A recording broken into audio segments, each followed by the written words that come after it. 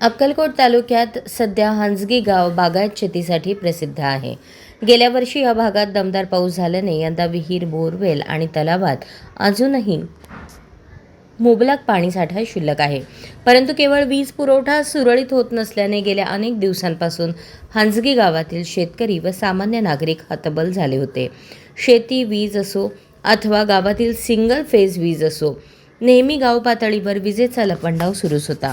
यामुळे विहीर, बोरवेलमधील विद्युत मोटर जळणे, फेज उडणे, तारा तुटणे, घरातील इलेक्ट्रिक उपकरणे जळणे आदी समस्यांनी हंजगीकर वैतागून गेले होते. ही समस्या गेल्या अनेक दिवसांपासून वारंवार गाव पातळीवर सुरू होती. याचाच परिणाम म्हणून एके दिवशी हंजगी गावातील बहुसंख्य शेतकरी वैतागून हातात दोरी घेऊन जोपर्यंत गाव पातळीवरील वीज समस्या दूर होणार नाही तोपर्यंत महावितरण कार्यालयातून ठिय्या हलवणार नसल्याचे सांगत महावितरण कार्यालयातच फाशी घालून जीव देण्याची धमकी देत हंजगी शेतकरी बांधवांनी अक्कलकोटचे उपकार्यकारी अभियंता राजू अडम आणि अक्कलकोट ग्रामीण महावितरणचे अभियंता कांबळे सर यांच्या कार्यालयातच ठिय्या मांडून बसले. तेव्हा शेतकरी हित पाहून काम करणारे उपकार्यकारी अभियंता राजू अडम यांनी उत्कृष्ट तांत्रिक कामगिरी पार पाडत इंगळगी आणि वळसंग या दोन्ही सबस्टेशनवरून येणाऱ्या विजेचा अभ्यास करून सोबत महावितरणची टीम घेऊन ठराविक फीडरवरचे ट्रान्सफॉर्मर कट पॉईंट करून नव्याने जोडणी केली. त्यानंतर या भागातील विजेचा लोड चेक करत वळसंग सबस्टेशनमध्ये गेल्या अनेक दिवसांपासून 1000 वॅटचे ट्रान्सफॉर्मर पडून होते.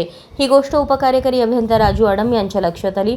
तेव्हा तालुक्याचे आमदार सचिन कल्याण शेट्टी आणि महावितरणचे वरिष्ठ अधिकारी यांच्याशी संपर्क साधून गेल्या अनेक दिवसांपासून वळसंग सबस्टेशनमध्ये पडून राहिलेली नवीन 1000 वॅटचे ट्रान्सफॉर्मर बसवण्यात आले. तेव्हापासून हंजगी शेतकऱ्यांच्या विजेची समस्या दूर झाली असून सध्या गाव पातळीवरील वीज पुरवठा सुरळीत झाल्याने हंजगी गावातील शेतकरी आणि सामान्य नागरिकांमधून समाधान व्यक्त होत आहे. कारण वीज पुरवठा सुरळीत होत नसल्याने बागायत पिके करपून चालली होती.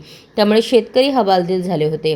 अशा संकटाच्या काळात शेतकऱ्यांचे दुःख पाहून उत्कृष्ट तांत्रिक कामगिरी पार पाडणारे उपकार्यकारी अभियंता राजू अडम आणि ग्रामीणचे अभियंता कांबळे यांचा हंजगी शेतकऱ्यांच्या वतीने पेढा भरवून यथोचित सन्मान करण्यात आला.